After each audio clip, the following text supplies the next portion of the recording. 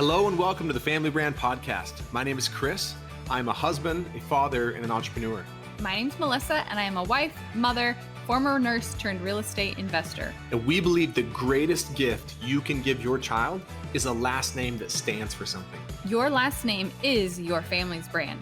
If you are a parent who wants to raise your child to know who they are, love who they are, and believe in who they are, this show is for you. We promise to bring you real and authentic conversations with parents and experts who are committed to making their family their life's most important work. This show will help you take a stand for your family and to raise your children by design, not default. Welcome to this week of the Family Brand Podcast. Today I have Hailey Reidhead in the house, in the studio, virtually. Welcome. Hailey, I had the privilege of meeting. We have a mutual friend, really. So Shelby, thank you for introducing us to each other. And I had the opportunity to be on Hailey's podcast a few weeks ago called She's a Lady podcast. And after we started recording, we just started talking. And I was like, oh, this would be such a great conversation to bring to my podcast. And so Hailey agreed to come on to our podcast to talk about just all things motherhood and identity and just this tricky place that women sometimes find themselves as they're becoming mothers and adapting and changing their identities. So thanks for coming on and having this conversation with me, Hailey. Yeah, I've been super excited. And I'm glad that you're the one asking questions this time because it's fun to take a seat back and just let you ask away. But I do find most of the best conversations happen after the episode. And I'm like, why weren't we recording this? So I'm glad we get to go back and do it. Yes. So this is kind of like the after the recording part. And I think this will be so good, just the timing of it. You know, it's almost Mother's Day. And so I think that I just love the timing of this. That just so happened to be this way. Yeah, me too. So Hailey, tell us a little bit about you. I think that'd be a good place to start. And maybe I'll start before you go into that and say, you know, this conversation, like I mentioned before, I feel like it's one that I hear a lot of women having. And I don't want anyone listening to feel like this, you know, anything that you and I share today is like prescriptive, like this is what it has to look like. And this is how you have to, you know, do it, meaning finding your identity in motherhood. But it's like, this is just a journey that I think we're all on. And these are two people sharing their experiences and how we're evolving and changing and finding it for ourselves. And so I guess I just want to say that at the beginning for anyone listening, that's kind of where we're coming from today. Yeah, I had that same thought today was like, my journey is completely different than somebody else's. And maybe you'll take bits and pieces of what you like. And there's some things that that don't work for you. And that's okay. And so I guess just to start from the beginning, I'm actually from Missouri. So Arizona has become home, but Missouri is the OG home. It's kind of fun. It's a little different. Yeah, the culture is different, people and everything. So I come from just a different background, which is kind of, I guess, a key in my story a little bit. But in high school, I went to high school in Arizona, Basha High School, and all of my friends were like, you're going to be that girl that gets married right after high school. And I was like, no, I'm not. I'm not going to be that girl. And just with motherhood and stuff, it wasn't something that I'd really thought about. But of course, I wanted to be like a wife. And growing up, my mom, she was a personal trainer. She did triathlons. Like, I saw her taking care of herself. You know what I mean? Mm-hmm. So I guess that's all I really knew besides like babysitting about what motherhood was. Mm-hmm. And fast forward, really a day after I graduated, I met my husband. So literally a day after. Yes. Oh my gosh. So crazy. And I think it's pretty common here, but let's say someone in like the East Coast is listening to this, they're going to be like, you are crazy for getting married so young. But here, I think it's a little bit more normal. Like girls get married 18, 19. It's true. It's so culturally like dependent on where you live and of course other factors, but you're right. In some places it's, you know, not out of the normal. Yeah. Sometimes I wonder if I lived in Missouri, like would it have been different? It probably wouldn't have been as accepted to get married so young. So I actually did get married a month before I turned 18. Wow. Yeah. And this is just a little fun fact. My mom had to sign my marriage license, so that's kind of cool. Yeah, that's like a cool, like, I don't know, you're at a party and people ask a question like Yep. a true truth and a lie. Like, that's a good one. Seriously, I agree. I think it's kind of fun. I used to be embarrassed, but now I just embrace it for what it is. It's a fun fact. So yeah, before I met my husband, we met and I decided I'm still going to leave to college and like we can talk and date, whatever. So, but my goal was to go to college, get a degree, and that's just my upbringing. That's just what you do. And so I actually went to Utah State for a semester and my husband would like send me flowers and write me letters. And he was just not giving up on me. Super cute. But I wanted to go into psychology or counseling. So those were the two fields that I thought were super interesting. And it's funny because even now I still think those are really interesting. And so even though I've grown and evolved, I still think, hey, maybe that's just who I am, you know? And I remember being in a class for psychology, and the teacher was like, if you want to be a mom, you shouldn't be in this field. And I was like, interesting. Why? She's like, it really takes a toll on your mental health, and it can put you in dangerous situations sometimes. So she kind of led me astray from any sort of psychology or even being in social work and things like that. I feel like people discouraged that when I was looking to get a career. Interesting. Yeah, right? I think it is interesting. I'm curious to get other people's opinions on that because all I know is from what people told me. But my sister-in-law was like, you should do hair because that's a good mom job. And I enjoyed makeup and things, but I was not good at hair. So I decided to go into cosmetology and do hair. And so, sorry, I'm just going with it. I'm going with the story. No, I love it. Cool. It's great. It's exactly where I wanted you to go with it. And isn't it so interesting that I had a similar thought process, was like, okay, what's going to be not necessarily the job that I am passionate about or I want, but it's like, what is going to be the most sensible job? Which for me ended up being a nurse. But it's just so interesting.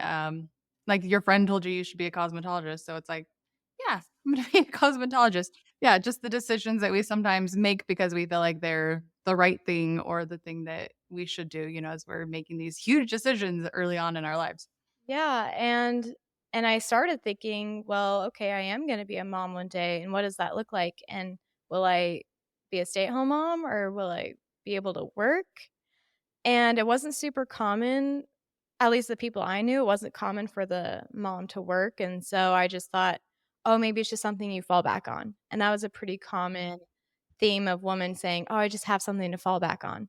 And it wasn't really anything that they were aspiring to do, I guess you could say. And it's funny that you said nurse because I feel like the top 3 jobs when they're like, this would be a good mom job, it's nurse because you can go at night shifts, hairstylist because your schedule is flexible, and dental hygienist. And I'm not sure why that one. My sister's a hygienist and she can kind of make her schedule. So maybe it's that ease of schedule too. Maybe it's that. Yeah, those were the top 3 jobs that people were like, this is a good mom job. And I still do hair. So honestly, I'm glad I went that route, but there are other passions that I have in life. And so that was one that I am glad I fell into the advice from other people because it ended up being a good thing. But it was also something that I'm like, maybe this is just something I'd fall back on if my husband lost his job or if my kids are in school, then I can finally work. You know what I mean? It wasn't Yeah. necessarily like I can work and be a mom. That wasn't at the forefront of my thoughts. So you're at UVU Yeah, Utah State. Utah State, and he's sending you all these flowers and things, and he's not letting you go. And then where do you guys go from there? Yeah, this is kind of crazy. One day the college sent me a reimbursement for all of my classes, and I'm like, I did not request to leave or anything. It was a super random thing. They just sent me all my money back. And it was 2 weeks before the final test, which is so crazy, unheard of. And I called my dad. I'm like, what should I do? Like, I don't even know if I want to go to college. He's like, take the money and go. So I took the money, packed up all my stuff. I'm like, nope, I'm not giving it back. I'm leaving. So it worked out. Like, I left college and I'm like, we'll see what happens. Maybe MCC, maybe CGCC, just because everyone else was doing that. But yeah, I just left and Yeah. I came back to my hubby. And if you're not in Arizona, the CGCC or MCC are just local community colleges in Mesa or Chandler, Gilbert area. So you essentially move back home and we're going to do the community college Yeah, I route. had a weird phase where I just was nannying and I didn't really know what to do. And my mom's like, you need to get a job. Like, you need to work. And I'm grateful she said that. She pushed me to kind of get off my butt and do something with my life while I was in this phase of just not really knowing what to do. So, yeah, I just stayed busy and it's kind of a fun time of life. You don't really know where you're going. You don't know the direction you're headed. You just get to pick. It's kind of cool. I don't know. And kind of stressful. I hear some people, like kids graduating high school, for example, it's like these decisions that sometimes feel monumental, like getting, I don't know, sometimes it feels hard too to know like which direction because I could go any direction. Yeah. I guess when you're in the heat of that moment, you're like, this is stressful. This is my whole life. But looking back, you're like, what a good time. You had so many avenues ahead of you. You could have done whatever you wanted to do, and the options are endless. So I think it's an Totally. exciting time. If there's any young listeners out there, it's an exciting time. Yeah. And I gotta say, my husband was so supportive of everything I did doing hair school and whatever I aspired to do, he was my number one supporter. And I know that's not very common. And so I'm really grateful that I had him to support me in my dreams and goals. So yeah, I did hair school and that was about 8 months. And then I just started working 2 jobs. I was like hard worker, wanted to be the best at what I did. And that was my sole focus was my career, which is I think it's cool that I had that time to just focus on a career, you know? I think if you get pressured into just getting married and next step is having kids, you don't have that time to maybe enjoy a career or a passion for that time. So I'm grateful I had that time to just put my head down and work really hard, you know? And you had just gotten married. Yeah, exactly. It was a fun time. And he started his business too. So we were just grinding it out together. And it was such a good time. We lived in a tiny apartment. And yeah, let's just say we've come a long way. It's awesome. But I got pregnant when I was 18. So I just thought that's the next step. We got married. And now the next step is you have babies.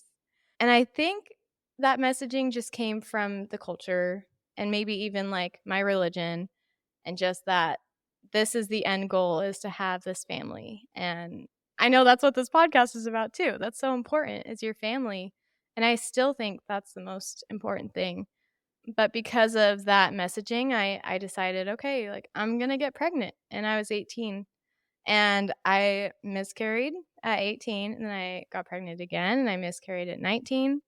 And so just to go through that at such a young age, just it felt like almost no one could relate because Yeah. there wasn't a lot of pregnant 18-year-olds. And I remember going into the OBGYN and just writing down my age, I felt so embarrassed. I'm like, oh, I'm so young to be here, you know?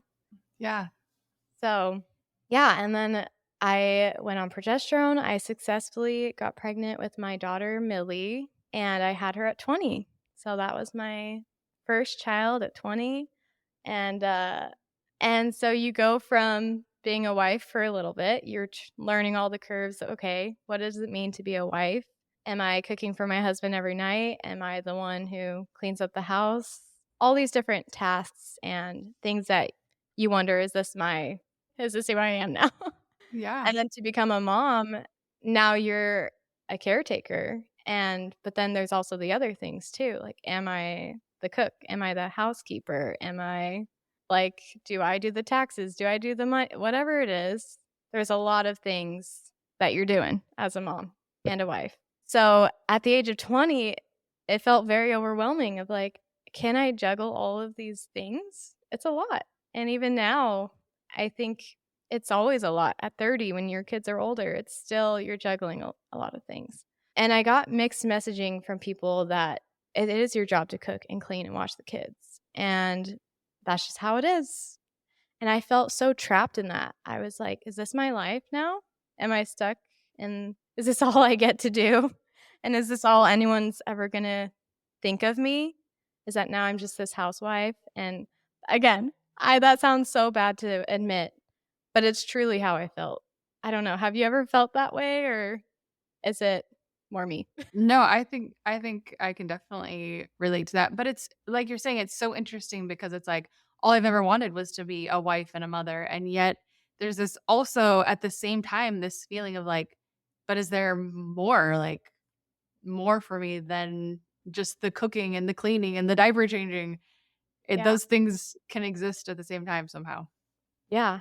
And I got super resentful, and I went through this period of just like my husband would get home and I'd be like, well, you got to do whatever you wanted today. And I was just stuck at home doing all these things. And someone that really helped me get through this time was Julie Hanks. I don't know if you've ever heard of Dr. Julie Hanks. She has her I've own heard of her. podcast. Hmm. Yeah, I love her information about motherhood. And that's honestly where it all started, of identifying yourself outside of motherhood. She was like the teacher of that to me. And just that you can have a career or hobbies or aspirations. And that helped me so much because I did feel so stuck. And to hear that from a doctor, I was like, oh, okay, I can do more than this, and still love being a mom. Like, I never did not enjoy being a mom or a wife. It was just that I thought that was the cap. And that's when you've made it, and congrats. You're going to live the rest of your life as a mom, and here you go. Here's your life. And I was like, there's got to be more, you know? And so when my baby was 8 months, I decided to go back to work part-time. And that was super scary because I'm like, who's going to watch her? And luckily my husband was super supportive, and he still watches my girls like on the weekends when I'm working. We just find that that works the best because then he can spend time with them and I get to go and make some money. And does it make the most sense financially? Not always, and maybe it won't always make the most sense, like, for the woman to go work, because the reality is we don't make as much money as men most of the time. But you have to put that aside and think, is this something super important to me? Do I wanna work? And maybe you don't make a ton of money, but you're still bringing in income, and that gives you this sense of, I don't know, you get some joy from it too. Just like you would being a mom, you get some joy from, like, making an income. I don't know. So I wonder if anyone, I know some women relate to that, but I don't know if that's just me talking. Yeah, I think for me too, there's been periods of time where that extra like pursuits looked like financial, like there was going to be a financial return on my time, like what I was doing. And I think there's also been phases of my life where those pursuits didn't even necessarily have any financial gain attached to them, but it was just like something that felt really fulfilling to me personally.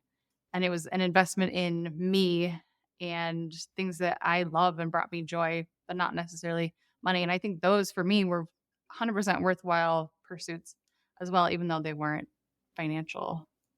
There wasn't a financial gain to them. Right. And it gives you this sense of independence instead of being codependent, which I think we talked about, of just being codependent on your spouse and them paying for everything. Or if you want to get your nails done or go get some clothes, then you're kind of relying on that income. And for me, it's just been nice to make my own money. And so I actually pay for like my hair and my nails, and like I paid for my trip to go on a trip this weekend for my podcast. So it gives me this sense of, like, first of all, gratitude that I'm able to do these things, but then also a sense of worth that I'm the one who's making the money to pay for these things. And it's not the ego side of it, like, oh, I'm the one who does all of this. It's just you have this sense of worth, like, I worked hard so I could enjoy certain things, you know? Yeah. So that's been nice. And I guess going back to my daughter being little, she was 1, and I decided to start doing life coaching because I don't know how most moms are postpartum, but I was kind of a mess postpartum. I'm like, what is my life? What am I supposed to do? Who am I? And I did life coaching. And so we would do breath work together once a week, and we would do meditation. she had this whole packet for me to fill out of my goals and like my dreams. And the dreams could be my dream house, or the dream could be I want to have kids in this beautiful tall grass, or whatever it is. Just Yeah. whatever you dream of your future being. And it's crazy because all of the things that I manifested, this sounds so cheesy, but it came true. So I just attribute that to not only her, but just it was nice to work through it out. You have it in your brain, and to write it out and then remember those things and work towards those things is really valuable. And also taking a moment to breathe, I think is super important. Even now, back then I was more religious about it, like doing those breathwork sessions. But I definitely recommend that for anyone who maybe feels a little anxious at times or feels like life just won't slow down. I recommend breathing. That's like one of the best things to do. So that was amazing. And I also started training for a bikini competition. Again, that sounds like so selfish. I feel like when I say this stuff, I'm like, it sounds so selfish, but I kind of had to get over that and be like, I need to do this. I need something for me outside of being a mom. And at this whole time, I was a stay-at-home mom, almost full time. I worked 1 to 2 days a week. And so I started training, and that was every day you go to the gym, you're prepping meals. Your husband does competitions too, right? He did a competition. Okay. So Okay. I know firsthand though, like the effort and the diligence and the discipline required. And it's a lot. Yeah. I think now that I have 2 kids, it'd be a little trickier. But with 1 kid, it seemed a little bit more manageable. And just to push myself past limits I didn't know that I could, or I didn't want to, or I was too tired and I felt lazy. And just to have someone be like, nope, 5 squats more. And that was nice to just have someone push me past what I thought I could do. And so just that year is like pivotal in finding my identity. Not because I am a bodybuilder, because I'm not, and not because I'm some like meditative breathwork girl, because I'm also not that either, but just finding something that you love, even if it's for a short time, that you love to do and brings you joy or brings you fulfillment, I think is so important as a mom. Yeah, I love those. And those are both things like that you're doing for no other reason other than for you, like because that's who you wanted to become. And so you're like, yeah, Yeah. I want to do this. It also had to do with mental health and just Mm. being healthy. So, like, eating the right foods so your brain is working properly, your body's working good, doing the breath work so I didn't have to take any depression meds for postpartum and things like that, that I have no stigma around. Like, I support anyone and what they need to do because motherhood is so hard. But I really wanted to get out of that postpartum depression phase. And I think that's what helped bring me out of it, if I'm being honest. Yeah. So it had a lot more to do with the mental side of things, I think. And so after I competed, I was like, all right, what's next? What's next? And we decided we wanted to have another baby. It was the right time. And I think if you spend that time for yourself, you're able to give more to others. So if your cup is full, you're overfilling, and then you can spill that into other people's cups. But if you are running on empty, you're only giving, giving, giving, it's really hard to love people super good because you're tired and you're maybe Mm-hmm. upset or you're resentful. And if you just pour into yourself first, you have the energy and the love, and you love yourself, so you're able to love other people. I think it's really valuable to pour into you first, or like put your mask on first before you put your mask on others, because you need to make sure you're okay if you want to be a good mom, I think. Yeah, I love that. Yeah. And so I guess that goes into after having a baby, I was pregnant, and then I started my podcast while I was pregnant. Super crazy timing because you're like, podcasting is wild and it's going to be a lot of work. But I think I just knew I needed another thing, like another hobby. And people do different things. People do pickleball. People maybe like to go on trips to Disneyland a lot. Like, everyone has their thing. And you don't go into podcasting for money. I will admit that. So if you want to do a podcast, don't expect to be rich. Yeah, the first time. Yeah, you gotta love it. And that's with anything you do. Like, you have to have the passion has to be there for it to work out. And so with that podcast, I really thought about women in general and how can I serve them and how can I be relatable, because I saw so many women struggling and so many women with like postpartum depression, or maybe they just felt like they didn't know what to do with their lives, or they felt stuck just like I did. And so I didn't want the podcast to be focused on motherhood because I felt like I didn't have all the answers. And I don't think anyone has all the answers for motherhood because it's so individual. So I can say I'm not an expert on that. And I'm glad we have people like you who know what you're talking about a little bit more, because I'm like, I'm not an expert. But I do love women. I love helping people find identity or worth, or even just a community. Because if you are a stay-at-home mom, you don't go to work every day and you don't have these people that you talk to on a regular basis. It's nice to have friends, or even like listening to an episode. It helps you relate to someone and think, oh, I'm not alone. They know what I'm going through. And even this morning, I was listening to a lady who went through a very similar situation as me. And the feelings that she felt, I've felt before. And I almost cried because I'm like, you know what I'm talking about. It's just nice to have someone to relate to. And so, yeah, I've just been growing the podcast since. I love supporting women and their goals. And I am all for, if you want to be a stay-at-home mom and that's your dream, do it, because I think that's so good for the family. And I think if that's what brings you joy, do what brings you joy. And if you want to have a career or a hobby, if you want to play a sport again, just because you're a mom doesn't mean you can't play sports anymore. I say do that if that's going to bring you joy. And it's different for everyone.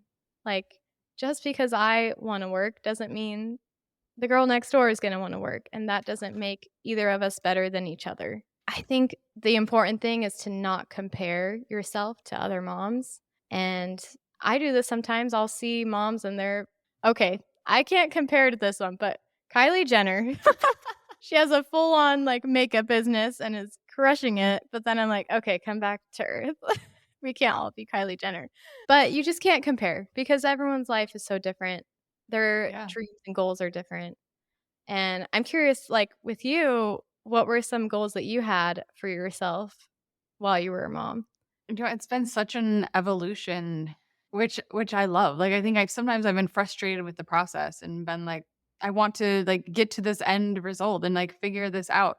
But I think that's kind of the beauty of it. Beauty of it is it's been a journey. I currently love doing the podcast. I love doing family brand and making connections with people like this and helping other families find identity and, you know, build a stronger family. I had a phase before Family Brand where my sister and we actually made like home decor type items and we sold them at markets together.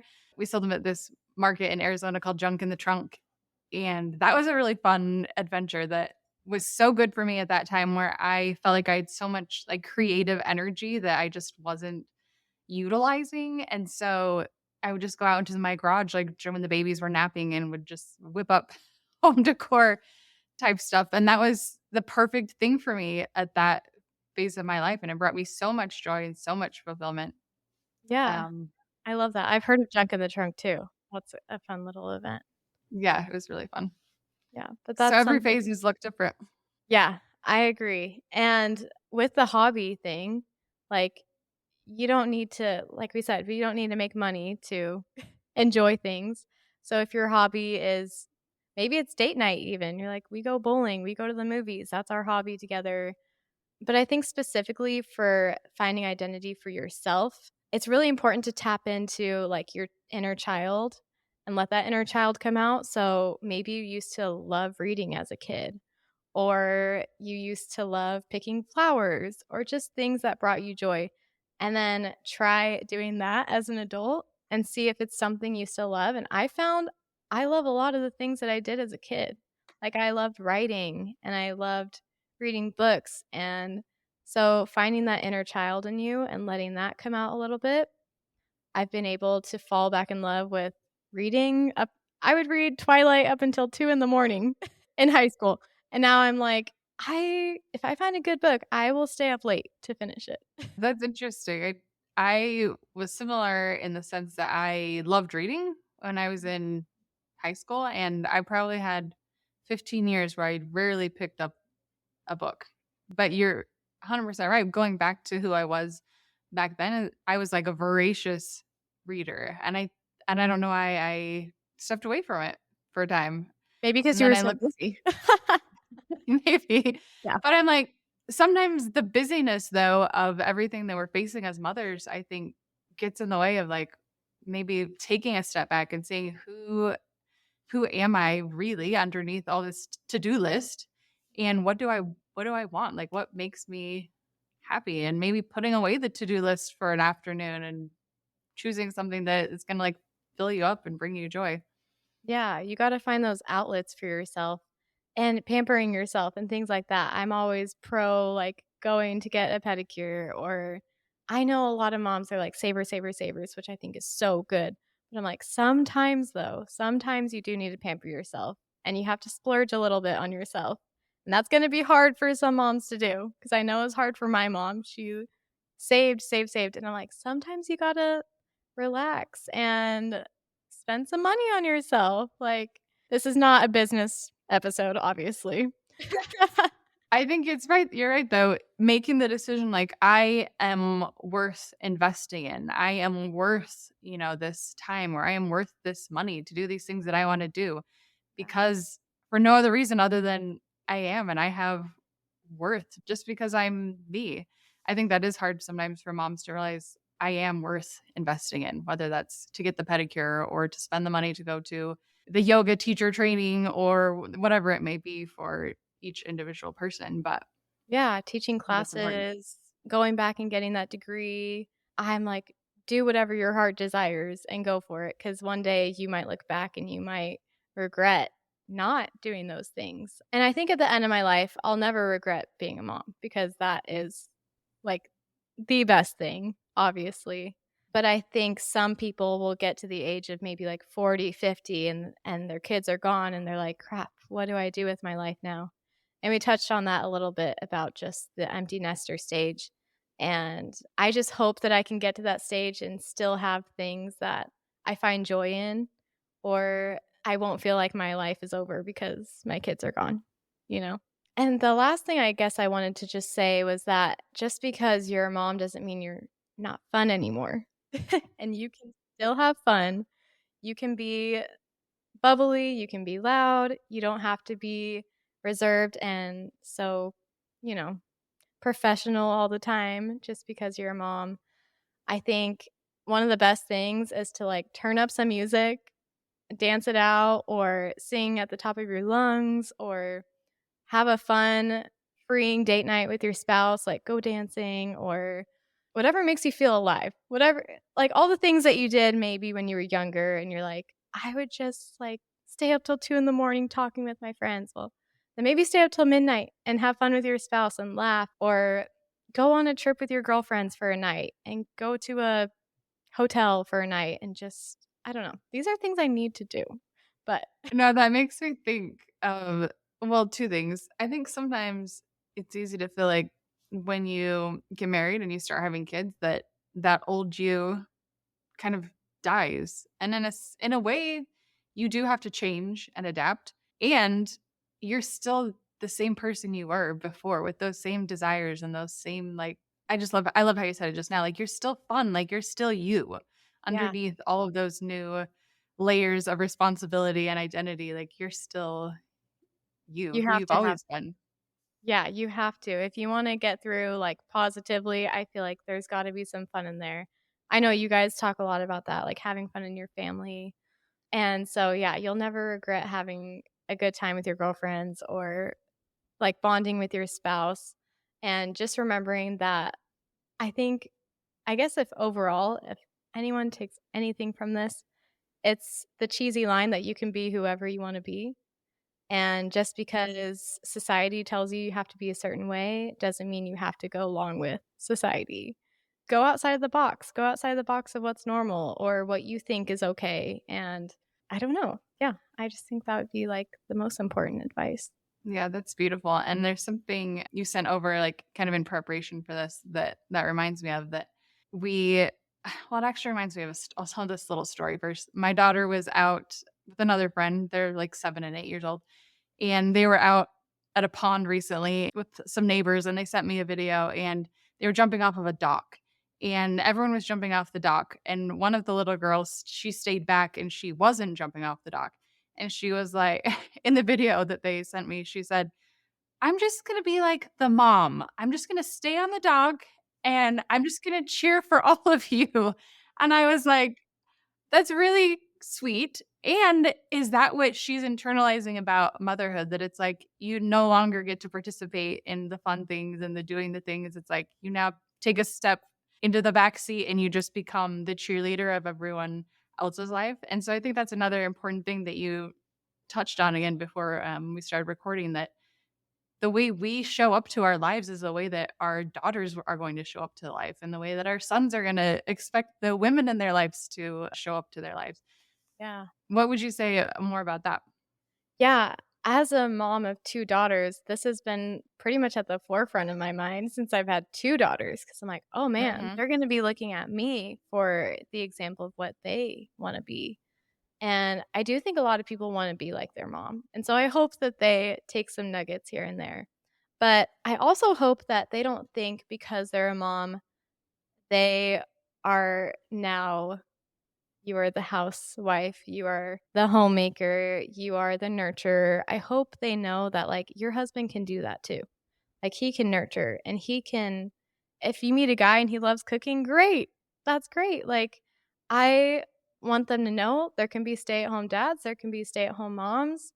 And so maybe I lean a little bit further from like the traditional route of things, but I hope they know that there's no one size fits all. Like you don't need to fit into this mold of what it means to be a mom. And I hope they look at me and think that it looks like fun and that they want Yeah. to be a mom because I enjoy it. And I hope that they follow their goals. I hope that they know that just because you have a kid doesn't mean that your life is over. Like actually, it's great and they add so much joy in your life and you can still do all the things that you want to do when you have kids.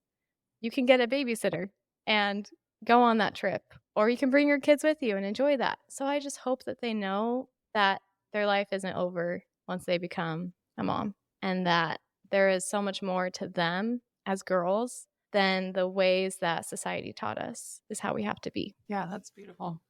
What would you say to someone listening who maybe feels this awakening, like maybe there is something more? Maybe I have fallen into this kind of, well, I think sometimes like when you have little tiny babies, there 100% is a phase where I'm going to hunker down and feed this baby and take care of this baby. And that's like all the time you have like the space and time is like filled with taking care of little ones. But if there was a woman who's realizing like, feel like there's space for more in my life right now, but I just maybe don't know what it is or don't know what to even do with this feeling. Like, where would you advise a woman to start? Like to find their passions and things like that. Yes. I Mhm. mean, I think it does somewhat go back to the inner child and like the things that you enjoyed because some of my friends, like one of my friends just went back to competing in tennis competitions and she has 2 babies, but the youngest baby is finally a little bit more mobile. So she did tennis in high school and now she's competing in tennis just once a week. And I think that's super fun to just have that hobby that you get to look forward to every week.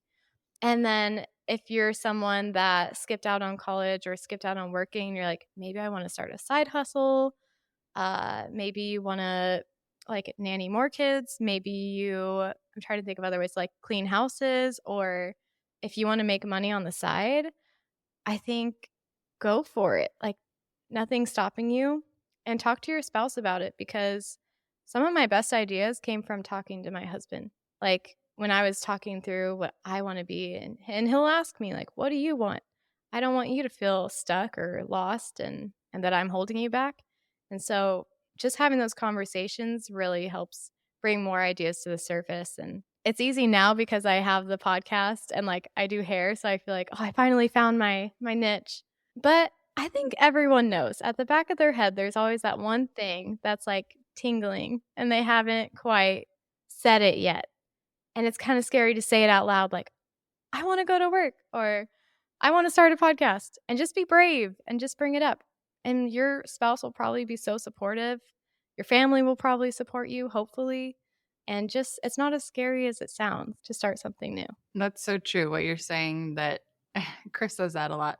In fact, recently I asked him a question. And he's like, I think you already know. And I was like, no, but it's like, what are you pretending? It's this phrase. What are you pretending not to know? Because it does get a little bit scary. Like when you say it out loud, like, I want to fill in the blank. It's like, then there's a little bit of accountability there.